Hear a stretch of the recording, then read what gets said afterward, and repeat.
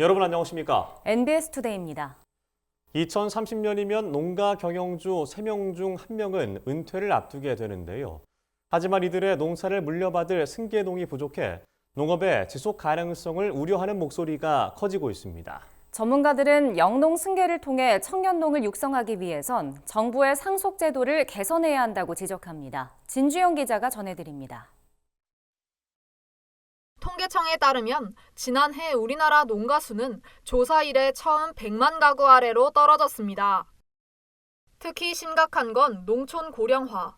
지난해 65세 이상 고령 농가 비율은 50%를 넘겼는데 이는 우리나라 전체 고령 인구 비율보다 3배 가까이 많은 수치입니다.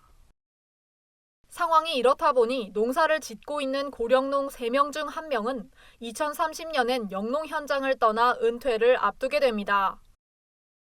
고령농이 농업 현장에서 떠나고 나면 청년농이 그 자리를 메꿔야 하지만 현실적으로 쉽지 않습니다. 향후 10년간 예상되는 은퇴 예상농은 34만 명에 달하지만 이들을 대신할 승계농은 4천 명 남짓으로 은퇴농의 10%를 겨우 넘기는 수준이기 때문입니다. 하지만 얼마 남지 않은 승계농마저 정부의 상속제도에 가로막혀 영농승계에 어려움을 겪고 있다는 주장이 나왔습니다. GSNJ 인스티튜트는 최근 이 같은 내용이 담긴 보고서를 통해 영농상속 세제를 개선해 영농승계를 활성화해야 한다고 주장했습니다. 우선 문제로 꼽히는 건 농업 현실을 반영하지 못하는 영농상속세 공제 한도입니다. 통계청에 따르면 자산 규모가 30억 원 이상인 농업법인은 2022년을 기준으로 3,712곳에 달합니다. 하지만 영농상속세 공제 한도는 30억 원에 머물고 있어 현장에선 상속을 위해 토지를 팔거나 자산을 매각해 법인 규모를 축소하는 경우가 존재한다는 겁니다. 실제 농사를 짓는 농민이 수혜 대상에서 제외되는 문제도 있습니다. 현행법상 영농상속공제는 농해 소득이 3,700만 원 이상이면 농민이 아니라고 판단해 공제 대상에서 제외합니다.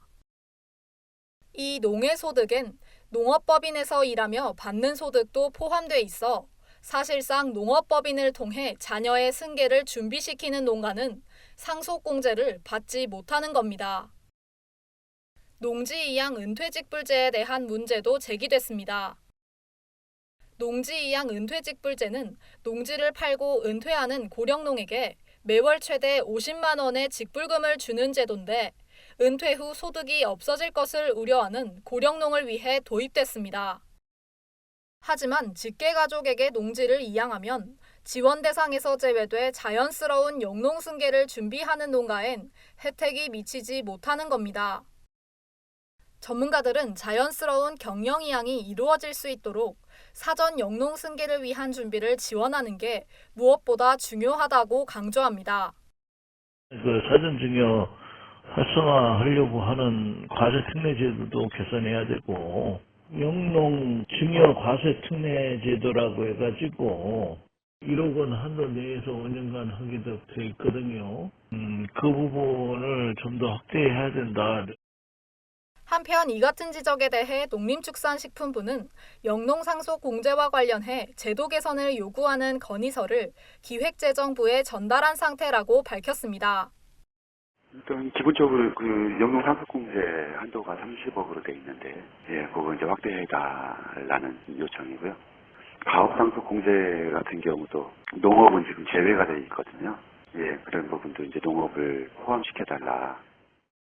다만 이 같은 요청을 기재부가 받아들일지에 대해선 앞으로 더 지켜봐야 할 것으로 보입니다. NBS 진주영입니다.